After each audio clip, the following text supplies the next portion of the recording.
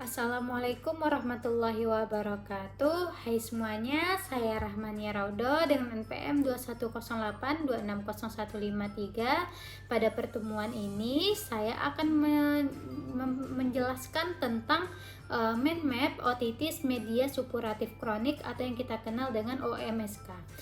Apa sih itu OMSK? OMSK atau yang kita kenal dengan otitis media supuratif kronik adalah infeksi kronis yang terjadi lebih dari 2 bulan yang mengenai mukosa dan struktur tulang di dalam kavum timpani dan tulang mastoid pada telinga tengah dengan perforasi membran timpani dan sekret yang keluar dari telinga tengah terus-menerus ataupun hilang timbul. Etiologi atau penyebab dari OMSK ini sendiri adalah infeksi dari Pseudomonas aeruginosa dan bakteri Staphylococcus aureus yang diketahui sebagai mikroorganisme yang paling sering ditemukan pada OMSK ini. Faktor risiko terjadinya OMSK ini adalah kondisi sosial ekonomi yang buruk, kemudian kondisi kebersihan dan nutrisi yang buruk, lingkungan dan juga faktor genetik, kemudian ada riwayat otitis media sebelumnya, infeksi saluran nafas atas atau kita kenal dengan ISPA, kemudian ada riwayat autoimun, alergi ataupun infeksi, kemudian adanya malfungsi dari tuba Eustachius. Faktor resiko terbesar dari OMSK ini sendiri adalah kebersihan dari liang telinga itu sendiri, karena faktor risiko terbesarnya adalah orang yang sering mengorek-ngorek telinga tanpa memperhatikan kebersihan dari alat yang dia gunakan. Kemudian bagaimana sih patofisiologi dari OMSK ini sendiri? Jadi asalnya itu adalah infeksi, tapi dia ada dua, ada yang dimulai dari eksterna, yaitu dimulai dari membran infeksi pada membran pada meatus acousticus externa atau AE, yang dimana dia itu menjadi faktor terjadinya perforasi pada membran timpani.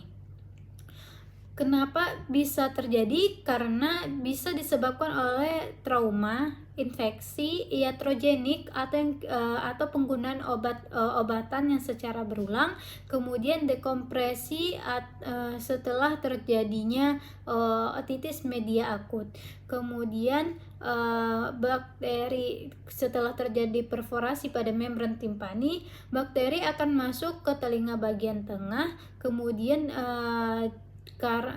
terjadi infeksi secara kronik. Kemudian ada yang kedua itu agen infeksi dari tenggorokan, rongga mulut dan juga hidung, yang dimana dia ini akan menjadi faktor penyebab disfungsinya tuba Eustachius.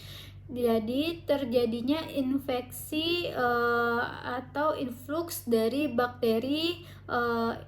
bakteri dari tenggorokan, rongga mulut dan hidung ke telinga bagian tengah, sehingga terjadinya infeksi kronik yang nanti ujungnya dapat membuat perforasi membran timpani.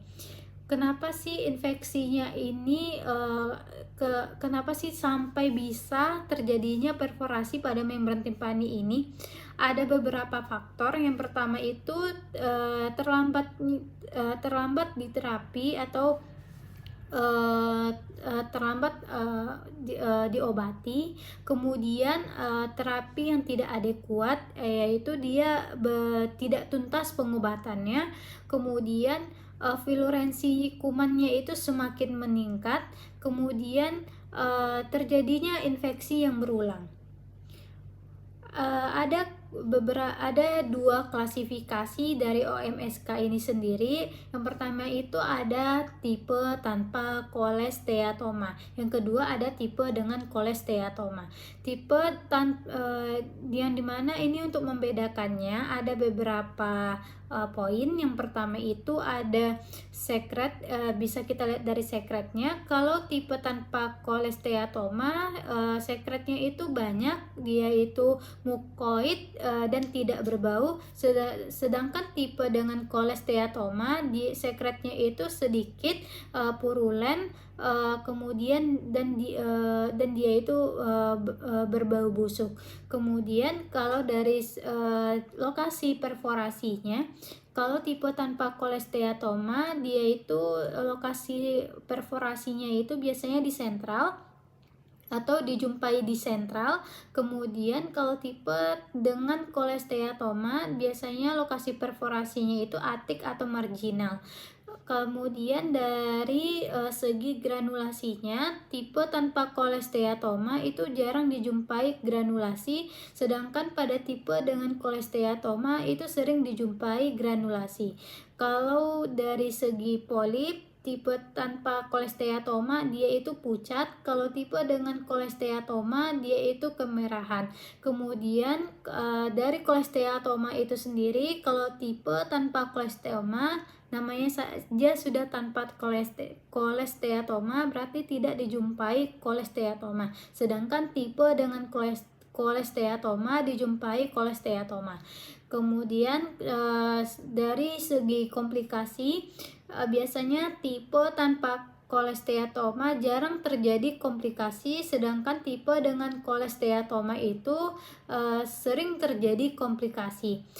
Kemudian dari segi audiografi, tipe tanpa kolesteatoma itu gangguan pendengaran konduktif dari ringan hingga sedang, sedangkan tipe dengan kolesteatoma dari segi audiogramnya itu berupa gangguan pendengaran konduksi ataupun gangguan pendengaran campuran.